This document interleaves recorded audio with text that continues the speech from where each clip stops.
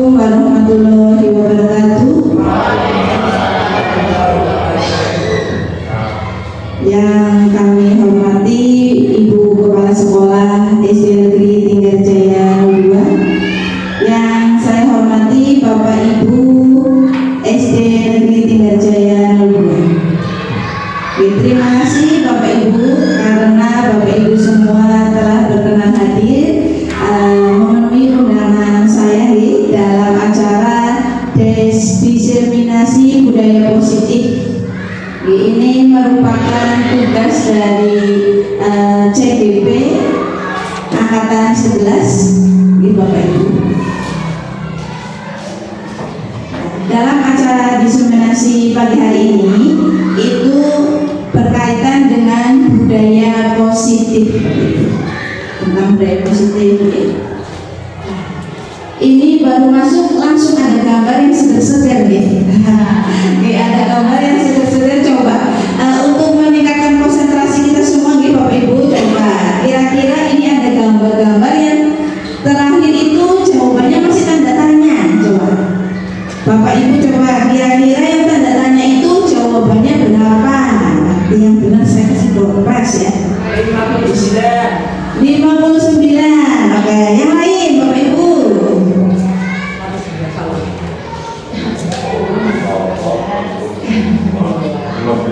15. Oke, yang lain berapa?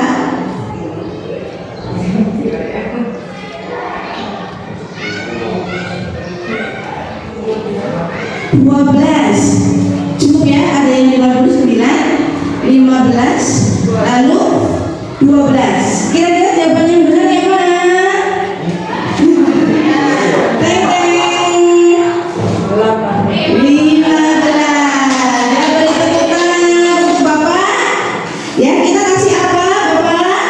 Dikasih B, kasih O, kasih B. Wow, keren. Wow, keren. Oke, terima kasih. Jawaban yang benar adalah 15 nih Bapak Ibu. Ya, tadi udah ada yang benar, berarti sudah konsentrasi ya.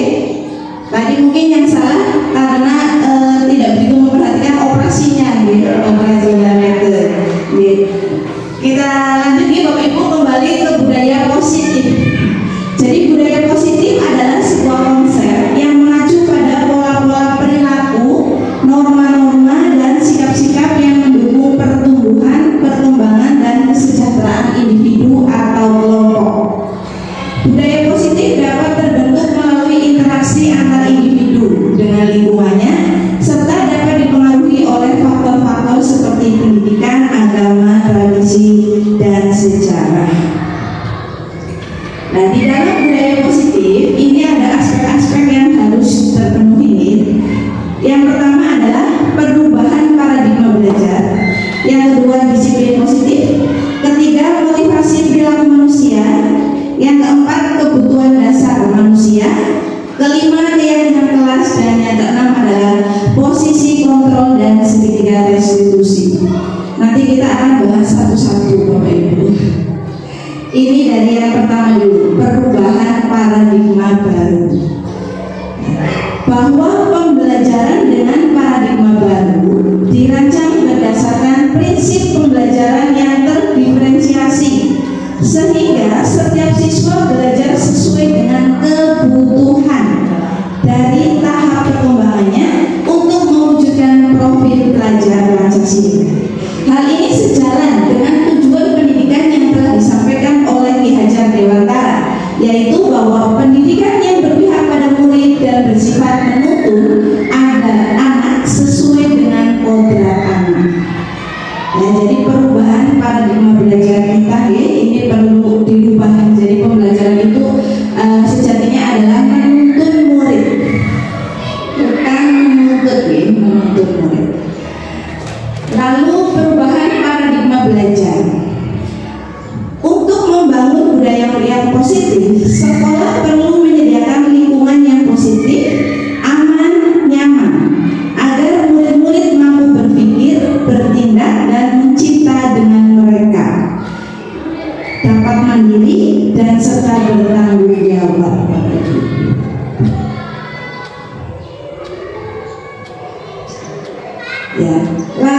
disiplin positif ini ya, masih dengan disiplin positif. Cara penerapan disiplin yang mengajarkan anak bertanggung jawab dan menumbuhkan kesadaran diri berdasarkan nilai-nilai kebajikan. Ya, jadi kita hal-hal yang kita lakukan itu dengan harapan mampu mengajarkan anak untuk bertanggung jawab dan menumbuhkan kesadaran diri. Sehingga di sini lebih ke arah disiplin diri yang dapat mengontrol diri dalam melakukan segala tindakan. Ya. Jadi budaya itu kalau sudah menjadi budaya, itu kan akan mengontrol diri sendiri ya. Diharapkan dengan nanti kita melakukan budaya positif, anak itu dapat melakukan hal-hal itu sesuai dengan budaya positif yang sudah kita terapkan. Jadi tidak anak berbuat baik jika ada gurunya, tidak. Tapi hal itu tumbuh dari dalam diri atau yang biasa kita sebut dengan motivasi internal. Jadi tujuannya itu. Lalu yang kedua ada nilai-nilai kebajikan universal. Nilai kebajikan kira-kira apa nggih? Kebajikan, kebaikan ya. Biasa kita sebut kebaikan. Universal berarti artinya menyeluruh, betul ya. Jadi kebaikan-kebaikan yang menyeluruh, merujuk kepada prinsip-prinsip moral atau etika yang dianggap baik dan benar secara luas oleh berbagai budaya dan agama di seluruh dunia. Jadi seluruh dunia sepakat kalau ini baik. Contohnya adalah kejujuran. Semua sepakat di negara manapun sepakat kalau kejujuran itu baik. Keadilan, kasih sayang, dan keberanian. Nah, kebajikan universal yang begitu banyak ini pemerintah kita, pendidikan kita sudah merancang kurikulum untuk mengembangkan pelajar yang berprofil Pancasila ya. Dari dimensi-dimensi yang ada di profil Pancasila itulah yang diambil dari kebajikan universal. Masih ingat Bapak Ibu dengan nyanyian profil pelajar Pancasila? Masih? Kita nyanyi sebentar nih. Kita nyanyi sebentar ya. 1, 2, 3. Pelajar Pancasila beriman dan bertakwa pada Tuhan Yang Esa dan berakhlak mulia, berkebinekaan global, gotong royong mandiri, kreatif dan bernalar kritis. Itu adalah dimensi-dimensi yang ada di profil Pancasila yang kita harapkan dimensi itu dapat tumbuh pada diri setiap murid. Kita lanjut untuk motivasi perilaku manusia. Jadi manusia itu sesungguhnya memiliki dua motivasi Bapak Ibu. Ada motivasi eksternal dan ada motivasi internal. Eksternal sesuai dengan namanya, eksternal berarti motivasi yang bagaimana? Yang berasal dari luar ya, betul sekali. Motivasi yang datangnya dari luar. Misalkan anak motivasi ingin dapat peringkat 1, itu karena mau diberikan sepeda ya, seperti itu contohnya. Mau diberikan laptop ya, itu berarti motivasi yang tumbuhnya dari luar diri. Sedangkan ada motivasi internal, itu berarti kebalikannya, motivasi yang tumbuhnya dari dalam diri sendiri. Nah, kira-kira bagus mana ya Bapak Ibu kedua motivasi ini? Bagus yang internal ya, betul sekali. Nah, salah satu tadi budaya positif yang dikembangkan di sekolah tujuannya untuk meningkatkan motivasi internal dari diri murid. Nah, ini budaya positif ya. Ada pertanyaan pemantik Bapak Ibu. Kira-kira nih Bapak Ibu, apakah hukuman dapat mendisiplinkan anak menurut Bapak Ibu? Perlu. Berarti dapat nih Pak. Tidak apa-apa, nanti kita cek contohnya di belakang ya. Ini namanya juga hukuman di awal. Apakah pemberian hukuman dengan hal positif seperti membaca atau membersihkan halaman sekolah dapat meningkatkan disiplin anak? Dapat. Oke. Apakah memberi penghargaan dapat meningkatkan motivasi belajar anak? Dapat. Ya, oke. Kita jawab ya. Yang pertama Bapak Ibu, hukuman itu tidak akan menyelesaikan masalah ternyata Bapak Ibu. Ini bukan saya ngomong tapi ini sudah melalui riset yang canggih oleh orang-orang hebat di luar sana ya, sudah menggunakan riset dari berbagai negara dan pokoknya keren lah Pak. Kita manut ya, misalnya manut saja. Ternyata bahwa hukuman itu tidak dapat menyelesaikan masalah walau dalam waktu singkat diyakini memiliki hasil, namun bisa jadi pemberian efek bagi kehidupan di masa mendatang. Ada efeknya ternyata ya. Lalu pemberian penghargaan kepada murid yang tadi kita bilang sudah bagus ya, memberikan penghargaan, ternyata itu dapat menimbulkan dampak negatif apabila guru melakukannya secara berlebihan dan membuat murid merasa lebih tinggi dari teman-temannya. Ya, dan seperti itu ya. Kalau kita memberikan hadiah hanya kepada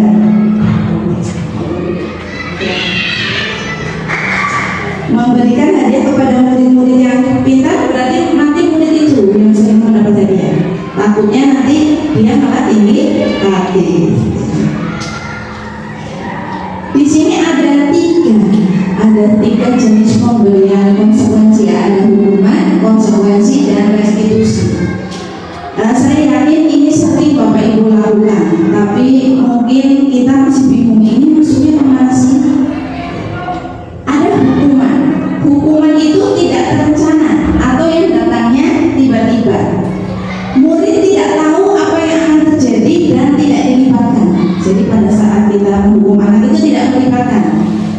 Contohnya datang terlambat, udah kamu lari mengelilingi lapangan 2 kali tanpa bertanya dulu, itu namanya hukuman karena kita tidak melibatkan murid.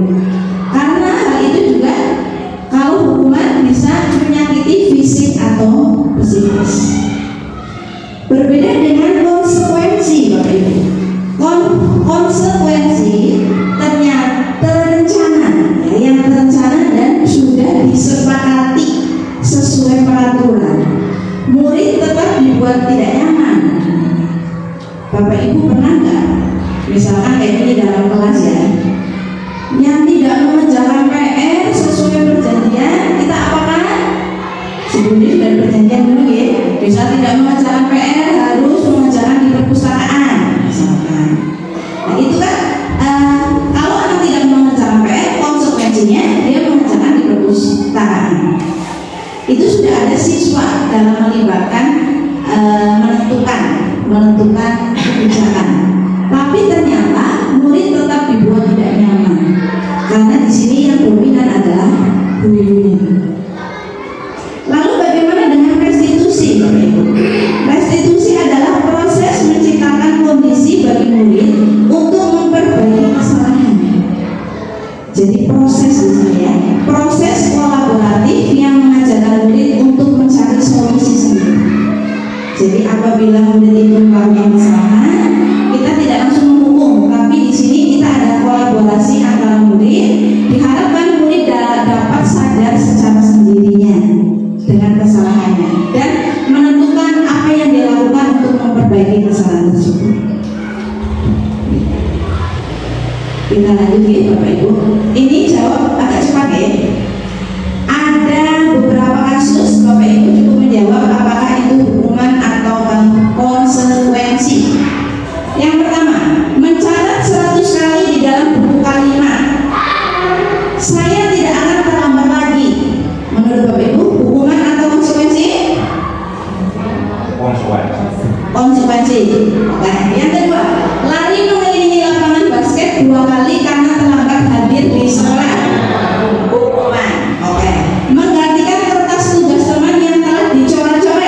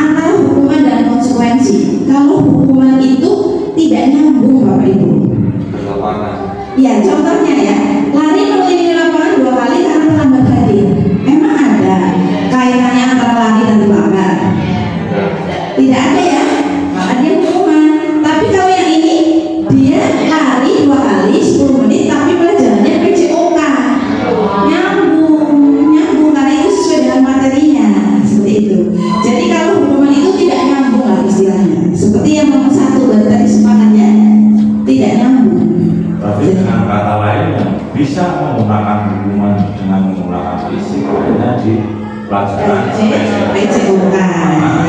Betul, ada hubungannya. Dan konsekuensi, itu maksudnya bukan hubungan, tapi konsekuensi. Karena sudah ada peraturan di Bapak Ibu biasanya. Lanjut nih, kita ada 5 kebutuhan dasar manusia. Perlu dipahami bersama bahwa yang disebut manusia itu bukan hanya guru, murid manusia jadi murid juga manusia. Jadi kita harus memanusiakan murid Bapak Ibu, karena kita mempunyai kebutuhan yang sama. Yang pertama adalah bertahan hidup, seperti makan, minum, lalu ada kasih sayang dan rasa diterima. Terima kasih Pak.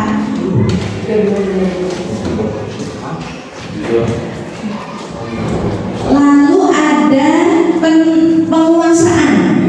Saya yakin semua orang itu pasti pengen ada jiwa penguasa, pengen menang, pengen dianggap gitu ya.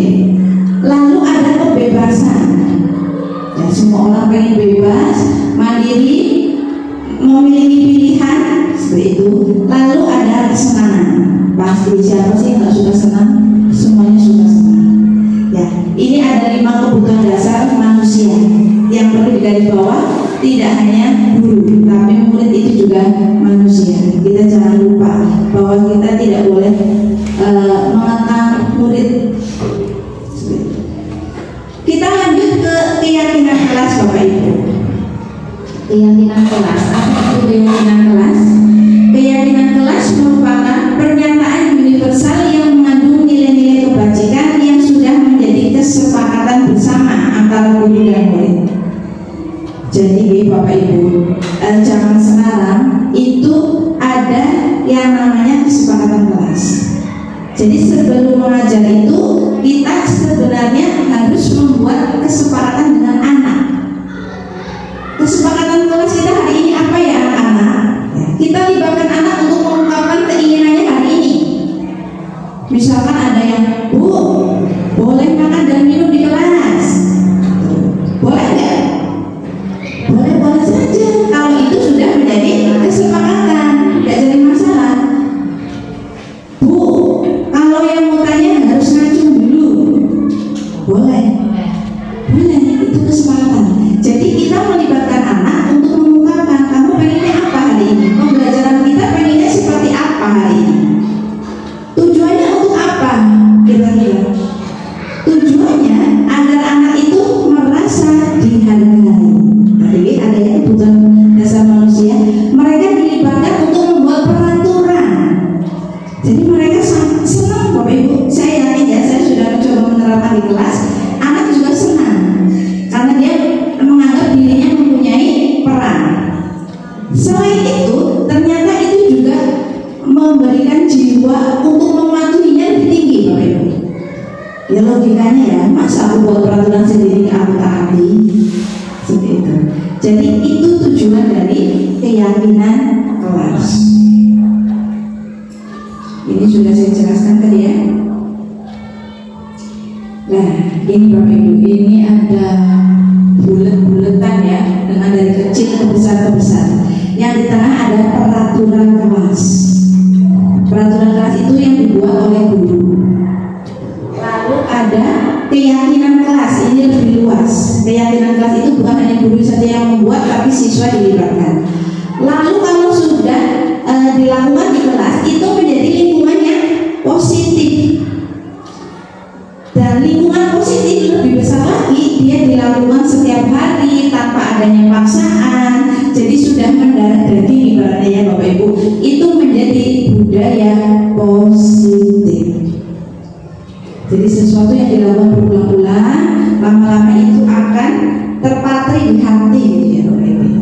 Jadi itu bisa mendarah daging, menjadi suatu budaya. Kita lanjut Bapak Ibu. Ini lumayan padat nih materinya. Posisi tadi terakhir ya, ada posisi kontrol guru. Guru mempunyai posisi kontrol, yaitu bisa sebagai penghukum, pembuat rasa bersalah, sebagai teman, sebagai pemantau, dan sebagai manajer. Langsung saja ke contoh biar Bapak Ibu mudah memahami. Ada sebuah kasus, ini apa ini? Ya. Ada sebuah kasus siswa datang terlambat, Bapak Ibu. Ya, kalau Bapak Ibu menggunakan penghukum, Bapak Ibu akan menyampaikan, karena kamu terlambat, sekarang lari mengelilingi lapangan 2 kali. Tapi sebagai penghukum. Lalu kalau Bapak Ibu menjadi pembuat merasa bersalah, berapa kali Ibu harus memberitahu kamu supaya tidak terlambat ya? Kalau anak-anak digituin, dia kan jadi merasa lebih halus hatinya, terus agak merasa gitu ya, merasa bersalah. Lalu kalau kita berperan sebagai teman, Adi, ayolah, bagaimana sih kamu? Kemarin kamu sudah janji ke ibu bukan? Kenapa terlambat lagi? Gitu. Bahasanya lebih friendly nih Bapak Ibu, lebih menganggap siswa itu sebagai teman kita. Jadi mungkin ini lebih mudah juga diterima oleh anak. Lalu kamu guru sebagai pemantau, kamu terlambat 15 menit, apakah kamu sudah mengerti konsekuensi yang harus dilakukan bila terlambat? Lalu yang terakhir, guru bertindak sebagai manajer. Apa rencana kamu untuk memperbaiki hal ini? Coba, menurut Bapak Ibu, dari kelima posisi kontrol guru, menurut Ibu yang paling baik itu yang sebagai apa?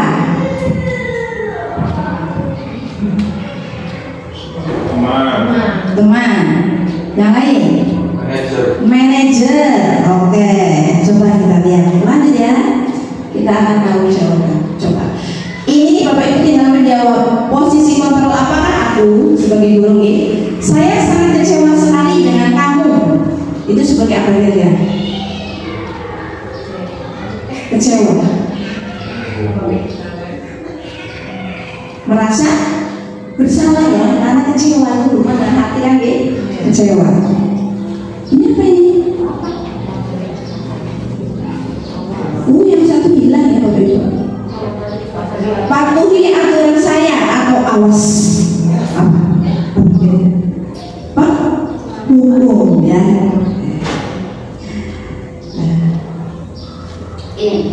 Nah sekarang sebuah pendekatan untuk menciptakan disiplin positif ya.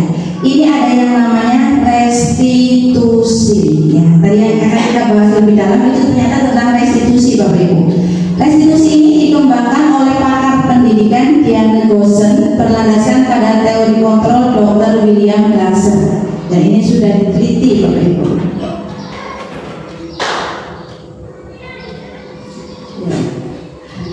Restitusi adalah proses menciptakan kondisi bagi murid untuk memperbaiki kesalahan mereka sehingga mereka bisa kembali pada kelompok mereka dengan karakter yang lebih kuat. Restitusi juga adalah proses kolaboratif yang mengajarkan murid berpikir tentang orang seperti apa yang mereka inginkan dan bagaimana mereka harus memperlakukan orang lain. Ini sebenarnya ada kerusakan di Bapak Ibu. Restitusi adalah suatu proses dialog yang dijalankan oleh guru agar menghasilkan murid yang mandiri dan bertanggung jawab. Ya, untuk memahami restitusi lebih lanjut, Bapak Ibu sebentar ya, saya ganti.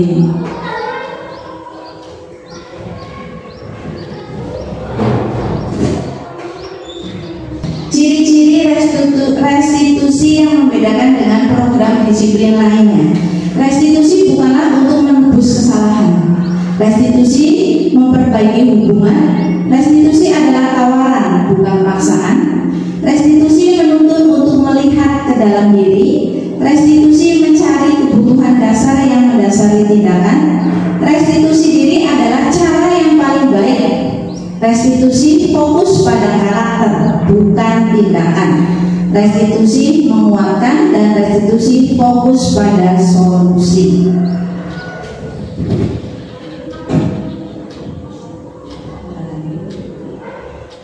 Nah, ini ada tahapan segitiga restitusi, Bapak Ibu. Jadi kalau kita mempunyai kasus atau menyelesaikan kasus anak, ini sebaiknya kita gunakan segitiga restitusi. Dimulai dari bagian bawah, yaitu menstabilkan identitas.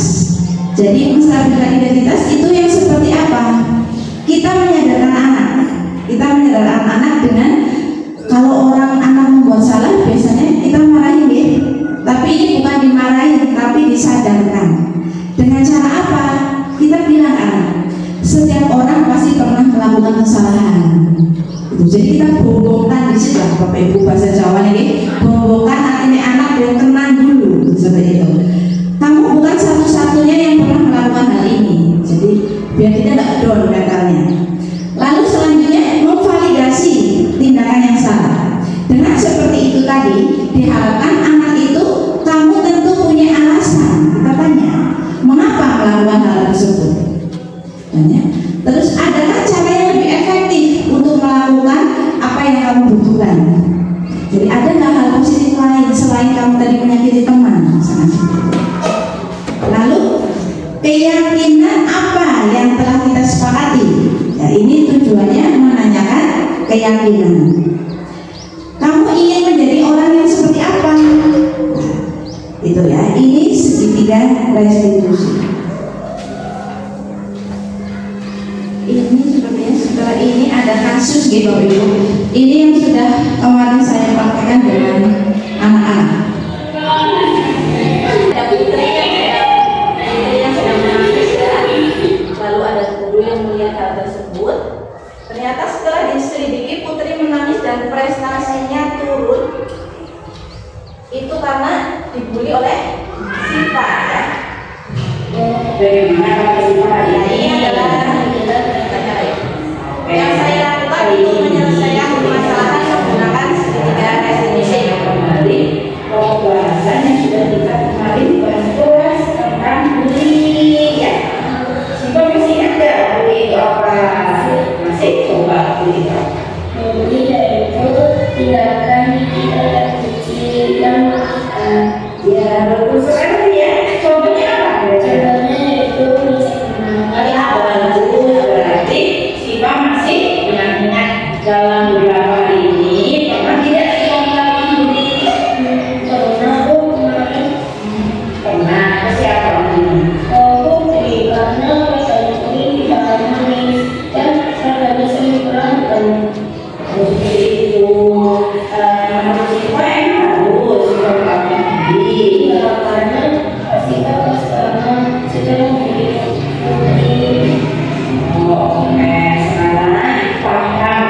Ibu paham kalau Siva itu bangga ya, bangga dengan kehidupan Siva yang memiliki keluarga harmonis, terus orang tuanya baik, terus kehidupan Siva semua kecukupan itu ya. Ya Siva harus bersyukur Siva karena sudah mendapatkan keberuntungan itu. Tapi sekarang coba Siva pikir, apakah dengan membuli, dengan harus membuli teman itu adalah perbuatan yang baik? Tidak, ya betul sekali. Sebelumnya itu tidak perlu dilakukan. Hari ini juga ya karena Siva sudah paham dengan kesalahan yang kemarin Siva perbuat. Terima kasih Bu Sisi. Ya, saya yang berterima kasih. Bagus banget. Setelah ini Siva silakan cari Putri untuk minta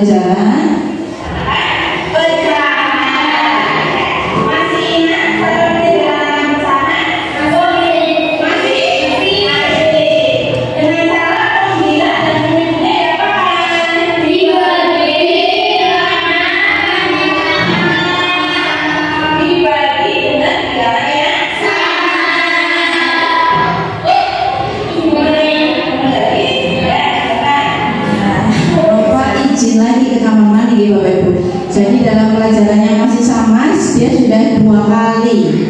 Terus ini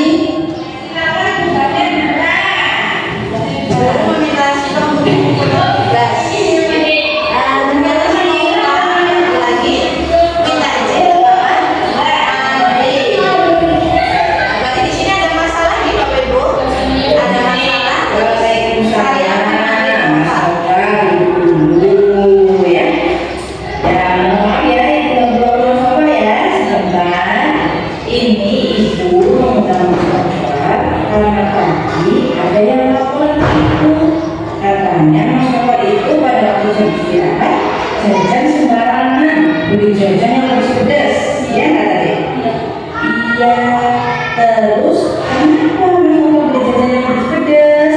Setahu ibu kan tadi ya, pada waktu pelajaran matematika, Mas Nopal itu bolak-balik ke toilet kan? Iya, katanya sakit perut. Oh, sekarang mau beli jajan yang pedas?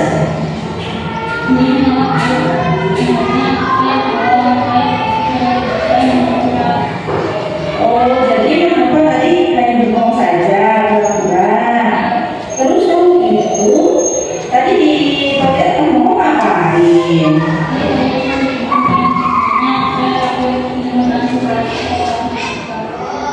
Oh, jadi maksud apa kamu sama ibu tidak mengerjakan. Nah, tidak mengerjakan, kalau boleh tahu ibunya, Mas Nopal pasti ada alasan nih. Kenapa kamu ini tidak mengerjakan tugas dari ibu? Ibu yang lalu, ayah saya dibawa ke rumah sakit dan saya menemani ayah. Jadi saya harus menjaga sama ibu. Juga jadi saya mau mengerjakan tugas. Oh, jadi seperti itu alasan Bapak. Ya, ibu memahami alasan Bapak kenapa tidak mengerjakan PR karena membantu ibu menjaga adik-adik, ya. Iya, itu memang alasan Bapak. Tapi Bapak juga harus tahu kalau Bapak tidak mengerjakan PR itu juga bukan perbuatannya baik. Oke, ya. Oke, ya, tadi Bapak sudah mengakui dan sekarang panggilan di sini tujuannya untuk menyelesaikan permasalahan, ya. Tadi karena Bapak harus paham bahwa tugas seorang siswa adalah untuk ya betul dalam masalah tugas, ya. Jadi kalau Bapak tadi tidak mau mengerjakan tugas, berarti Bapak sudah melanggar keyakinan kelas, ya, yang sudah kita buat bersama-sama. Bagaimana keyakinannya? Kalau mahasiswa itu tugasnya ya, berarti kalau Bapak tidak mengerjakan tugas, Bapak sudah melanggar apa? Peraturan, keyakinan kelas, dan tanggung jawab. Oke, ya. Sekarang terima kasih ya karena Bapak sudah paham dengan kesalahannya. Ya, ibu sudah apresiasi. Terus kira-kira menurut Bapak apa yang bisa Bapak perbaiki atau yang bisa Bapak lakukan untuk memperbaiki kesalahan? Saya minta maaf kepada ibu dan tidak mengulangi lagi dan tidak membantu untuk matematika. Oh ya, alhamdulillah ya. Sekarang berarti Bapak minta maaf ya, minta maaf lalu terus selanjutnya mengerjakan tugas matematika. Oke, alhamdulillah ya. Sekarang Bapak sudah paham dengan itu. Berarti ini pertemuan kita cukup sampai sini dulu ya. Sekarang Bapak bisa kembali ke kelas. Ya sudah. Oh iya, ibu juga doakan ya, doakan semoga ayah kamu cepat sembuh ya. Kamu pokoknya harus bisa bantuin ibu jaga adiknya dan juga harus bisa memberi waktu untuk belajar. Dan Nama saya Sika. Hari ini saya bahagia karena Ibu Susi sudah membuka hati saya bahwa manusia memiliki kelebihan dan kekurangan. Oleh karena itu, kita harus menghargai dan menghormati. Terima kasih Bu Susi. Dadah. Assalamualaikum. Nama saya Nopal. Saya sangat berterima kasih karena Ibu Susi telah memberikan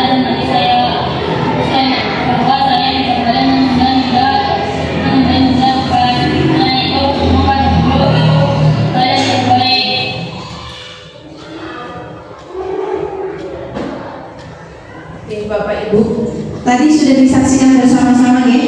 Itu adalah dua contoh kasus yang diselesaikan menggunakan segitiga restitusi. Ya, jadi kita di situ tidak menghakimi, ya, tidak menghakimi anak, tapi membawa anak atau menyadarkan anak agar mereka sadar dengan kesalahannya tersebut.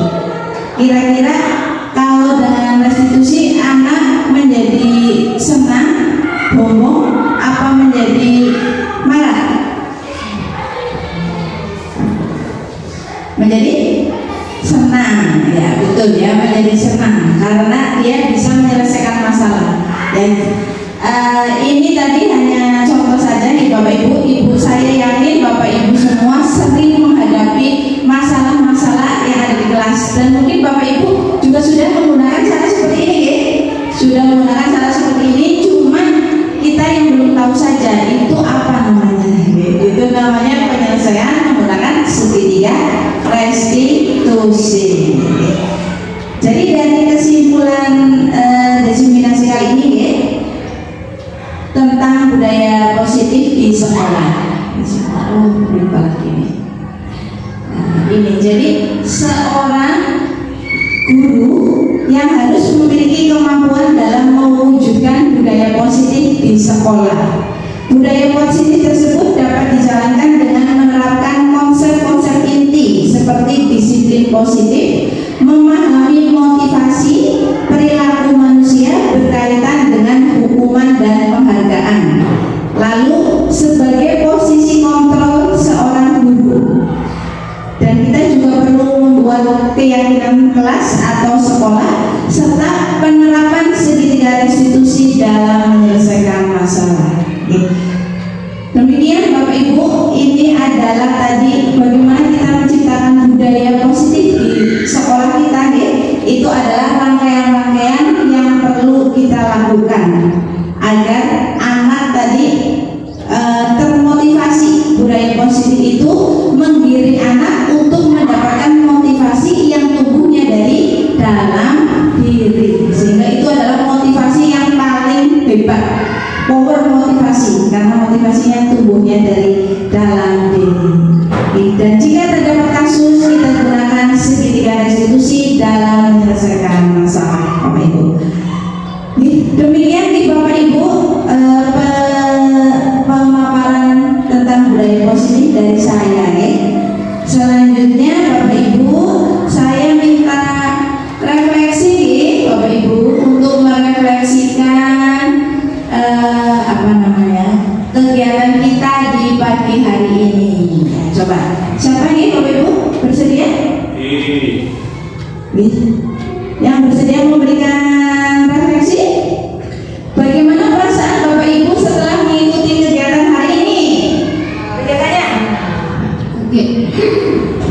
Setelah mengikuti kegiatan hari ini, saya merasa sangat senang dan menambah informasi juga pemahaman yang baru tentang bagaimana sih kita menghadapi kasus yang ada di sekolahan, tentang peserta didik yang mengalami hambatan seperti tadi itu, kasus-kasus itu bagaimana cara penyelesaiannya, terus informasi dan pemahaman baru tentang segitiga restitusi itu menjadi tambahan ilmu baru bagi saya.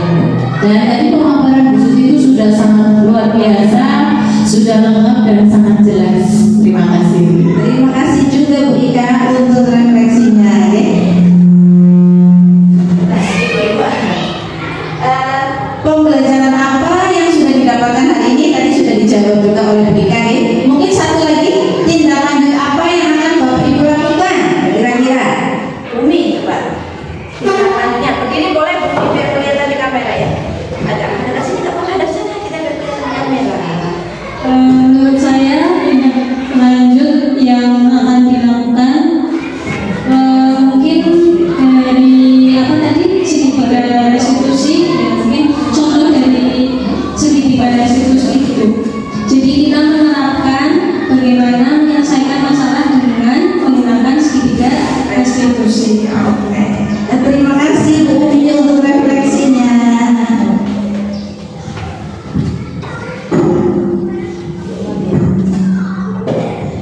Bapak Ibu, terima kasih Bapak Ibu untuk refleksinya dan juga untuk kehadiran Bapak Ibu semua untuk mendengarkan dan mengikuti bersama-sama acara diseminasi ya tentang budaya positif. Semoga tadi yang saya sampaikan dapat bermanfaat pastinya untuk kita semua dan dapat kita terapkan Bapak Ibu. Karena yang namanya budaya itu kalau hanya dilakukan oleh satu orang sepertinya sulit Jadi itu harus dilakukan bersama-sama dengan seluruh anggota sekolah sehingga di sekolah kita bisa tertanam budaya positif untuk mengantarkan anak-anak kita menjadi anak-anak yang berkarakter, berbudi pekerti luhur dan juga berakhlak mulia. Terima kasih Bapak Ibu sekali lagi untuk kehadirannya. Terima kasih. Saya akhiri kegiatan hari ini. Mari kita baca hamdalah dulu, kita baca hamdalah bersama.